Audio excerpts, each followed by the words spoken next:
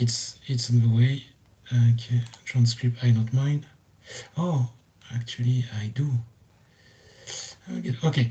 So yeah, and yeah, it's you can really feel your passion about power metal. I guess from what we had a quick paper presenting the band from the Atomic Fire, and obviously they're making reference from Iron Maiden, Dio, Halloween. Do you have, in my opinion, when I'm listening to the fastest track of the album, and probably my favorite tune of the album would be, so bear with me, would be Into the Forbidden Forest. And a track like that for me really sounds like Sonata Arctica, the first couple of albums Sonata Arctica. This is really what I thought. Okay. Yeah, I mean, Sonata Arctica is definitely an influence for us. And I mean, all the power metal greats like Blind Guardian and Edguy and Avantasia and other bands like that. How does the band how do you guys meet, and how did you start the band basically? Well, we've all known each other for way longer than we've been in the band. I mean, I, I met I met Ingi, our guitarist, when he was 16, I think, and I was 17. But Okay. what? So I mean, we all been friends for a long time, and what happened was that me and Kalle, our drummer, we were in another power metal band that broke up, and Atli, our singer, he had been writing a lot of material and just contacted us and, hey, you guys want to start another power metal band? And we were like, yeah. So filling the rest of the band was very quick after that. Okay. So and it's it's probably a cliche, but when we guys in Europe think about Iceland, metal coming from Iceland, usually we've known bands doing more like black metal or doom metal, something more dark, and you are completely the opposite. Then I really, I mean, I'm smiling. I always put a smile on my face when I listen to record. I really do, and Thank you. I was running the other day, just going a quick footing, and it's like, and just before I write vertical, I was listening to the stuff. I was like, okay, it's just music that makes me feel happy, and yeah, so it's what. So you were just like all fans of, and you all learn. Did you learn the instrument by yourself, or did you have some lessons, or Myself, I never took any lessons, but Ingi, he's a classically trained guitarist. I'm not actually sure about the rest of the guys. Bjarni, our keyboard player, is actually primarily a drummer, and I think he actually went to art school for that. He only picked up the keyboard when we formed the band because he just really wanted to join the band, and he asked what we needed, and we needed a keyboard player. okay, But yeah, I mean, in Iceland, I mean, it's the scene here is mostly dominated by black metal and a little bit of death metal. But I mean, judging by the reception that we've been getting here in Iceland, I think people were really, really hungry for power metal. So it's cool. It's cool, and I've also I noticed that your keyboard player was playing the drums. I mean, there's one of your show on YouTube in a very small room, very small, tiny room, and that I saw on YouTube. And indeed, your keyboard player was behind the drums, and probably the keyboard were recorded for that yeah, show.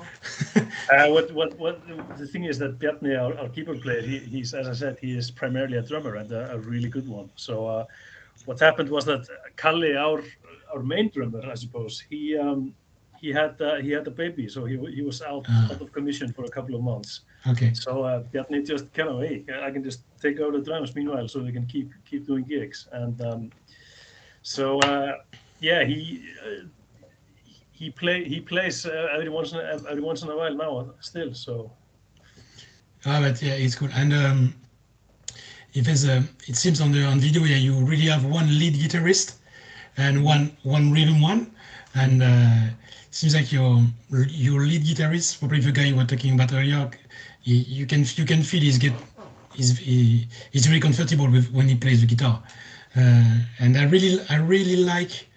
It's what I wrote in my article on the Kraken the Hunter. I really like the small touch of classical guitar in the middle. It's some. I mean, there's a lot of small details in your songs that I think, or interesting.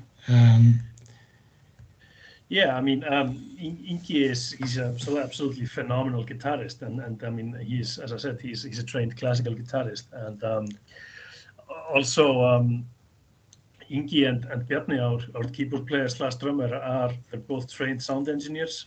So we recorded and produced the album, all by ourselves, which was Oh, just okay. incredibly helpful because, I mean, the studio time to make something like this would have been ridiculously expensive. So Yeah, of course. So it's a self-product album, then. yeah, Okay, that's congratulations, because it's not easy to do, and really it's really sounds like a professional stuff. I mean, there's no it doesn't sound like it's recorded in a garage somewhere. It's really have a nice powerful sound that goes with the music. yeah. I mean, they are absolutely professionals, even though they were doing it Yeah. for free there. And what do you guys do for living?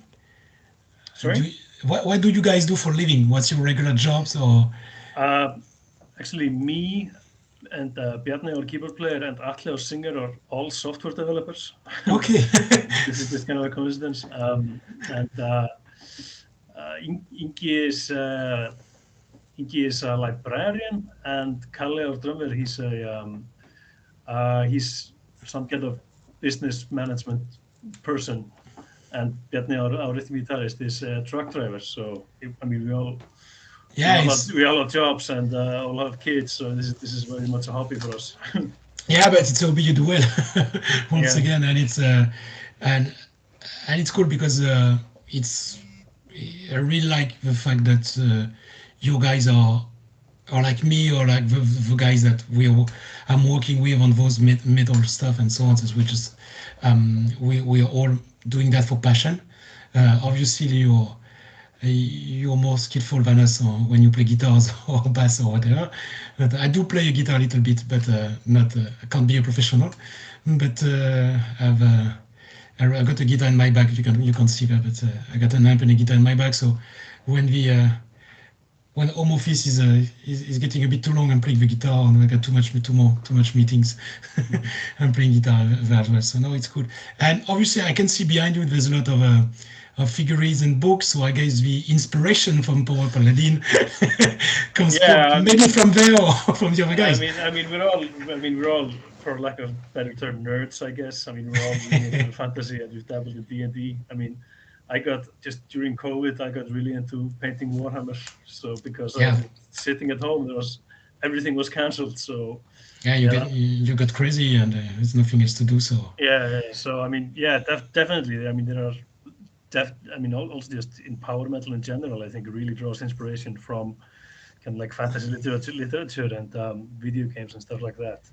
yeah, but I can see behind you, and I did play some role playing game when I was a student, but it's yeah, it's I can, well we can well when you look uh, at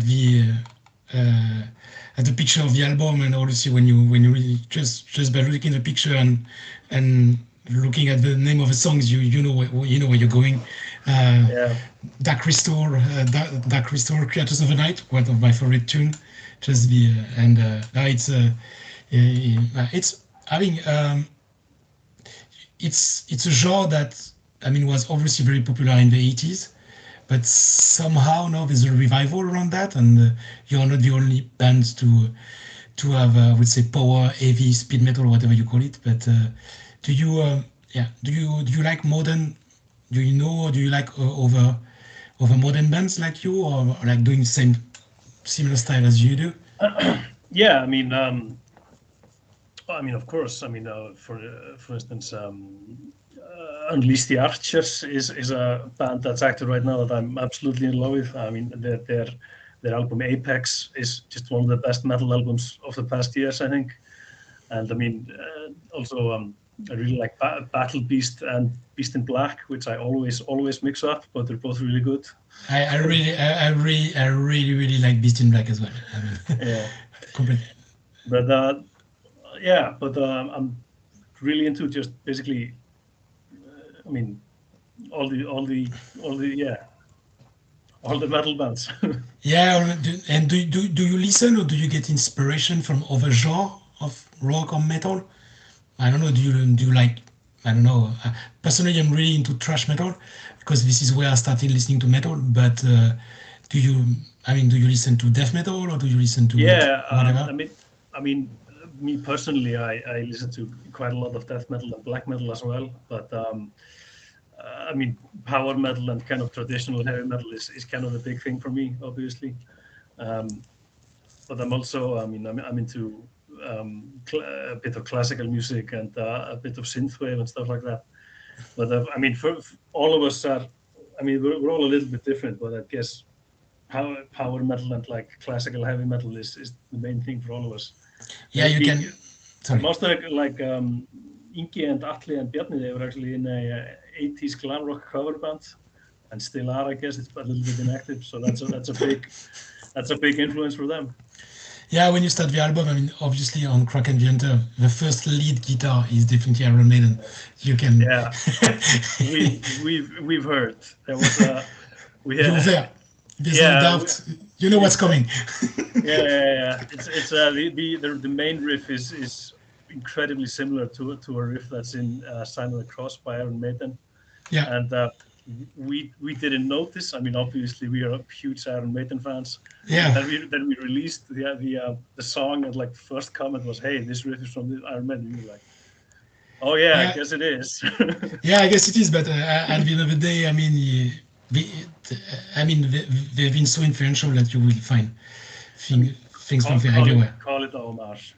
Yeah, yeah, exactly. So what's just how did you write the so you wrote the album during COVID, or did you wrote some of the tunes before, or was it? No, the we wrote all the songs before COVID. We actually Atli, when we formed the band in 2017, he had quite a lot of material, ready already, and he just been writing, in his spare time, including I think Evermore and Way of Kings were two songs that he had written already.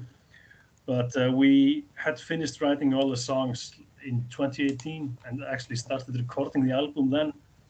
And we recorded the album on kind of a slow burn until COVID hit, because we were always doing something like always playing gigs and stuff, so we were always getting distracted. So Yeah, COVID was actually pretty good to like in for us, because it could allow us to focus on finishing the album, which we finally did. yeah. Congratulations, but it's how how did the sorry how did COVID hit Iceland? Was it were you locked down like we were in France, for instance, or in Europe?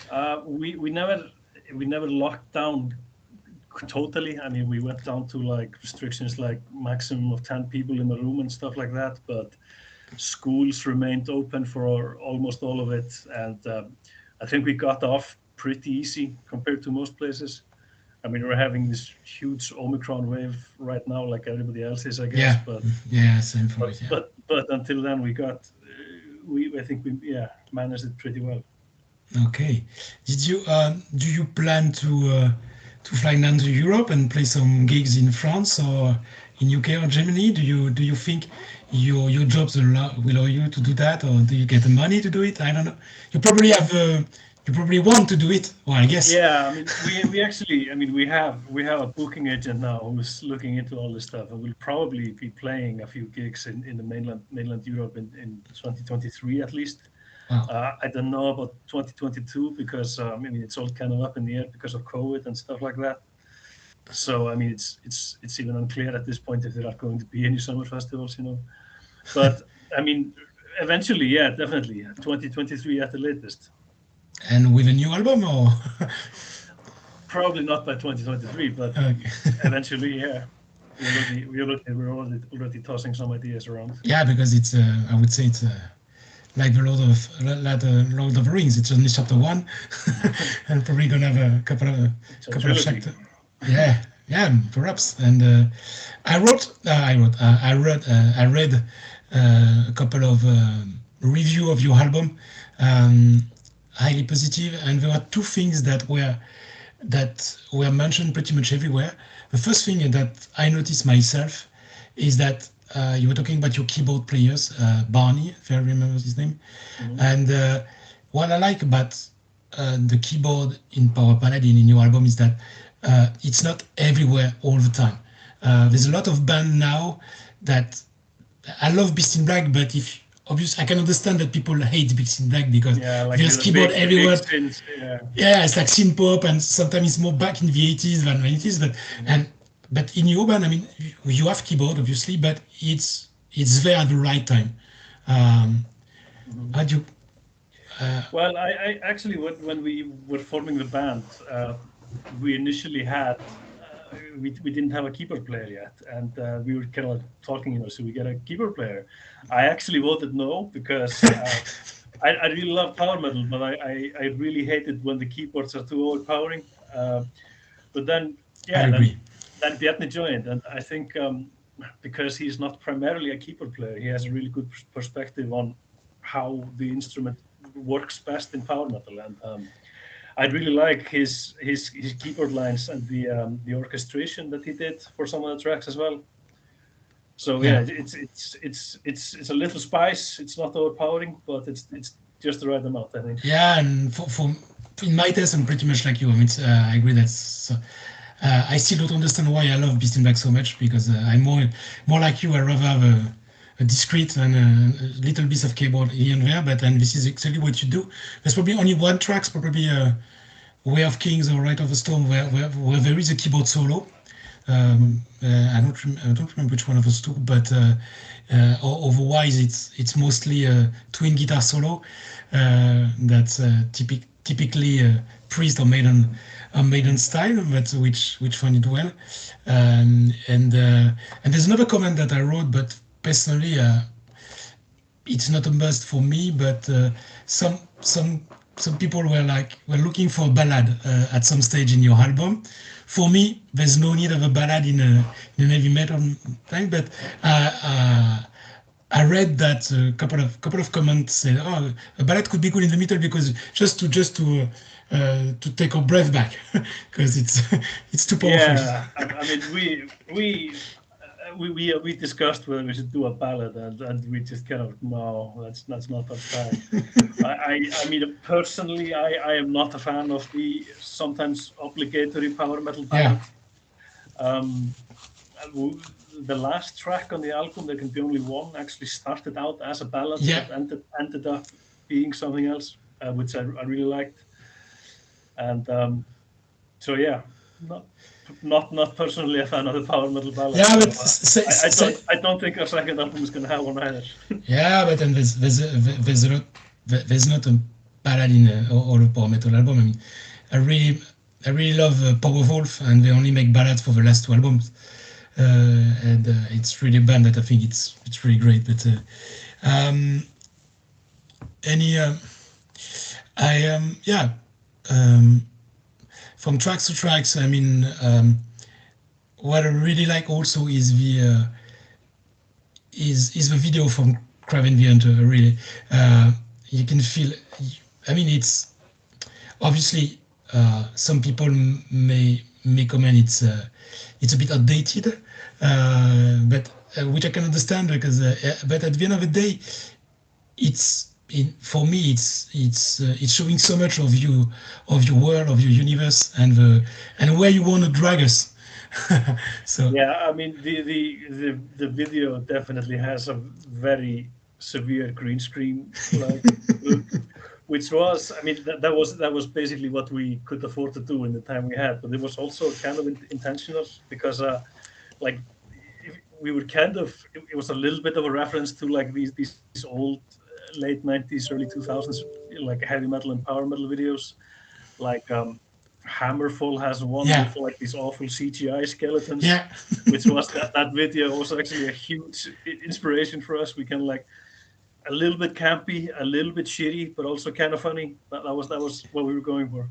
Yeah, and yeah, and obviously you look we were looking at some kind of video games player and old style arcade arcade video player, and when you guys step by step, one by one, are going into the video game. I mean, we now, but for me, it's I mean, for me, it's part of the story you want to tell us, and you want to tell us. So it's something really we like, and you really, I think, one of the main things that I really enjoy in listening to your album is the catchiness of the song. I mean, I think I listened to the album twice in a row, and probably a couple of hours later, I was singing "Creatures of the Night" very easily, and "Righteous Fury," and there's a lot of things that you chorus that you want to sing, and you can easily as you get in mind. And did how did you write that? How did you write that? How did you write that? I mean, is it something that you test, or you test with some relatives, or just between the band and say, okay, I got that riff?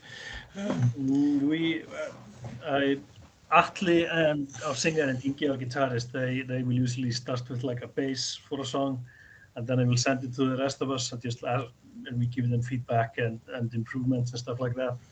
So, and then, the songs usually change quite a bit when we're rehearsing them, and then finally when we record them. So, yeah, I mean, the songs, as the bass comes from Atli or Ingi, and then the rest of us give input, but it's like mostly them, actually. Okay, but it's really catchy, and I know that's what power metal is about, but it's really, again, it's really catchy, and I like the pace of the song, and like "Creatures of the Night," I really like, obviously, the lead, and obviously it's like I was singing that in my shower the other day, like it's like, okay, I got that in my head, and all of a sudden you have that bridge in the middle, all silent, and his story going to the solo, and I really think it's brilliant. So it's it's really something like. Anything you want to mention about the band, or about anything? Because I had prepared a couple of questions already, but we more or less went through it. But anything you want to tell me about the band? Something that. I think that's about it. I mean, I just want to say that we're incredibly thankful for the reception that we've gotten, and I mean, never in our wildest dreams would we think that we would be getting interviews from abroad, from Germany and Japan and France and everywhere. So it's really strange and humbling that people all over the world are listening to your music and enjoying it. Yeah, right. That's yeah, but it's and yeah, okay. Well, thanks, and I can see that you